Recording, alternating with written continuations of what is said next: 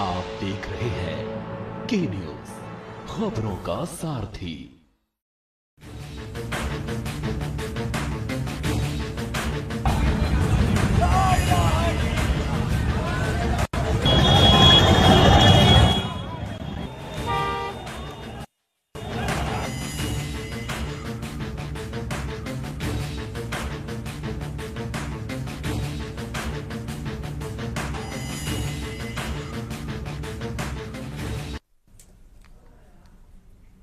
Break के बाद देवभूमि के दंगल में आप सभी का स्वागत है। खास मेहमान हमारे साथ लगातार बने हुए हैं शांति प्रसाद भट्ट जी, केंद्रीय प्रवक्ता उत्तराखंड क्रांति दल की ओर रुख कर लेते हैं। शांति प्रसाद जी, आवाज मिल रही है आपको हमारी? बिल्कुल मिल रही है। शांति प्रसाद जी, क्या कहना चाहेंगे? पुलिस का एक्शन कैसा था? राजनीतिकरण क्या इस मामले में होना चाहिए? देखिए गरिमा जी, हम सब लोग विधि के अधीन हैं, लोकतंत्रीय प्रणाली में हम जी रहे हैं। हमारा अपना संविधान है। कोई भी व्यक्ति कानून को हाथ में लेगा तो निश्चित रूप से उसके ऊपर कार्रवाई होगी। सबके समान अधिकार हैं और उन अधिकारों के तहत ही मानव जीवन को अपने कार्यक्रम करने चाहिए। वरना लोकतंत्र में जो व्यक्ति कानून का उल्लंघन करता है उसके ऊपर कार्रवाई होती है। मगर मैं सनातनी हूं और मेरे जीने की जो पद्धति है सद्भाव की है, समभाव की है। हमारे आराध्य श्री राम ने रामलीला के मंचन के माध्यम से मानव जगत में एक संदेश दिया है कि जो सांसारिक जीवन में है, चाहे वो पीड़ित है, शोषित है, वंचित है, अगड़ा है, पिछड़ा है, हर एक व्यक्ति की समाज में जरूरत है। मिलकर रहो और सद्भाव के साथ रहो, मानव जीवन का कल्याण उसी में है। यह सनातन पद्धति रही है। मगर मुझे बड़े दुर्भाग्य के साथ कहना पड़ रहा है कि इस समय पर सनातन धर्म की आड़ में कुछ ऐसे लोग भी आगे बढ़ रहे हैं जो सनातन धर्म की पद्धति के ऊपर सवाल खड़े कर रहे हैं। सत्ताओं में बैठे सत्ताधीश एक तरफ एक वर्ग विशेष के ऊपर कार्रवाई करते हैं, मगर जब इनके नेता खुद दुराचार में फंसते हैं, भ्रष्टाचार में फंसते हैं, तो उन पे कार्रवाई नहीं करते।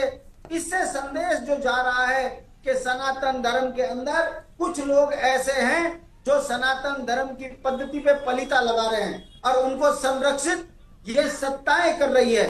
गरिमा जी, ऐसे लोगों के ऊपर भी कार्रवाई होनी चाहिए। मैं बड़े दुख के साथ कह रहा हूं, यह देवभूमि है। देवभूमि के अंदर कभी भी दंगे नहीं हुआ करते थे।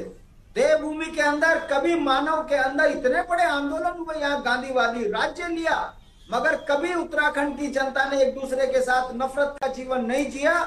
42 से ज्यादा शहादतें देखने के बावजूद भी हमने किसी का कहीं कोई विरोध नहीं किया, ये कहकर कि सब उत्तराखंड के नागरिक हैं।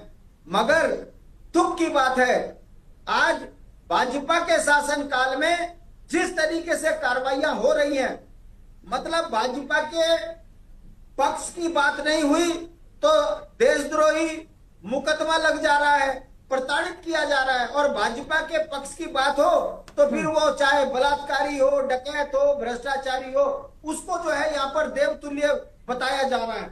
ये जो लोकतंत्र में हो रहा है ये ठीक नहीं है। रही बात जो बैनर लेके घूम रहे हैं अपने विशेष उसका, तो ओवैसी ने तो उसका विरोध कर दिया है। कोई ओवैसी के पास वो लेके गए आई लव मोहम्मद साहब, तो उसने कहा लेकिन क्या ओवैसी जी के अकेले विरोध कर देने से पूरे समुदाय की ओर से सफाई मान ली जाए? वो उनका व्यक्तिगत विचार हो सकता है। क्या सवाल है? क्या उनके एक इंडिविजुअल, उन्होंने कहा कि विरोध कर दिया, आप कह रहे हैं उन्होंने विरोध कर दिया, क्या उनके विरोध करने मात्र से मामला शांत थोड़ी ना हुआ जा रहा है? जो लोग समर्थन में खड़े हैं, अभी भी पोस्टर चस्पा कर रहे हैं, जुलूस निकाल रहे हैं बिना अनुमति, इनका क्या किया जाए? देखिए, कहीं पर भी इस तरीके के पोस्टर लगना ठीक नहीं है। क्यों? क्योंकि आई लव मोहम्मद साहब तो इस्लाम में कहीं ही नहीं लिखा हुआ। तो इसका जो विरोध हो रहा है, इसके पीछे देखिए जो लीगल है वो कानून का काम है, इसमें मेरा ज्यादा बोलना ठीक नहीं है। मगर मेरा यह कहना है सबके समान अधिकार है संविधान के अंदर।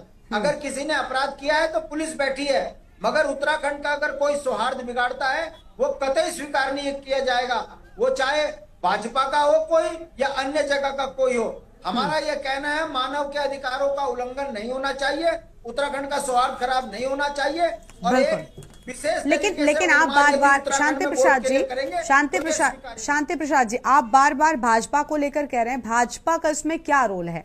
एक टिप्पणी सामने आई, प्रशासन ने उस शख्स को पकड़ा, वो कमेंट हटवाया गया ताकि सौहार्द जिसकी आप बार बार बात करें कि खराब ना हो प्रदेश में, उसी लिहाज से तो प्रशासन ने एक कदम उठाया था। भाजपा के स्टैंड की बात कैसे आ गई? मैं इसलिए कह रहा हूं कि सरकार भारतीय जनता पार्टी की है, जिसकी तो क्या क्या आप सवाल खड़े होते हैं, क्या इसका मतलब इनका लॉ एंड ऑर्डर मेंटेन करने की स्थिति में नहीं है ये सरकार। ठीक है, यदि भारतीय जनता पार्टी की सरकार इसको नहीं संभाल पा रही है तो त्याग पत्र दे दे, राष्ट्रपति शासन लग जाएगा यहाँ। ठीक है, चलिए मतलब है चलिए ठीक है आते हैं सर, ठीक है सर, आते हैं आपके पास में। कांग्रेस के भी प्रवक्ता हमारे साथ में शांति प्रसाद जी। शांति प्रसाद जी, आप क्या कहना चाहेंगे सर? क्या अभी जो यूकेडी के प्रवक्ता शांति प्रसाद जी ने कहा, आज दोनों लोगों का आपका एक ही नाम है, आप संतुष्ट नहीं हैं? क्या वाकई प्रदेश में प्रशासन लॉ एंड ऑर्डर को मेंटेन कर पाने में नाकामयाब है? और अगर है तो फिर इस स्थिति को इतनी आसानी से इतनी जल्दी संभाल कैसे लिया गया? गरिमा जी, हमारे सामने उदाहरण है ना इन 8 सालों में कि सरकार ने किस तरह से स्थिति को बिगाड़ा है। जब महामहिम राष्ट्रपति जी का दौरा होता है तो खुलेआम एक ज्वेलरी शोरूम में लूट हो जाती है, उपराष्ट्रपति जी का दौरा होता है तो हरिद्वार में लूट हो जाती है। इनके नेता, इनके मंडल अध्यक्ष यौन शोषण के आरोपों में घिरे पड़े हैं। अभी पेपर लीक हुआ, वो हरिद्वार का जो कॉलेज है जिसमें लीक हुआ, इन्हीं के भाजपा नेता का कॉलेज है। उससे पहले धारीवाल नाम का व्यक्ति था, जब पहला वाला पेपर लीक हुआ था वो अभी तक नदारद है। तो बहुत सारे ऐसे प्रकरण हैं, मैं बहुत सारे प्रकरणों को गिना सकता हूं जिसमें भारतीय जनता पार्टी के लोग लिप्त रहे। अंकिता भंडारी हत्याकांड हो, चाहे अब तक के पेपर लीक के कांड हो, सब जगह, बहुत से जगह भारतीय जनता पार्टी के लोग सीधे इन्वॉल्व रहे हैं। और अभी स्वामी जी जिन बातों को कह रहे थे, मेरी गंभीर आपत्ति है जिन शब्दों का उन्होंने प्रयोग किया है। हम एक प्रतिष्ठित चैनल पर बैठे हुए हैं और इस तरह की शब्दावली नहीं होनी चाहिए किसी भी समाज के, सभ्य समाज में, जिस तरह से स्वामी जी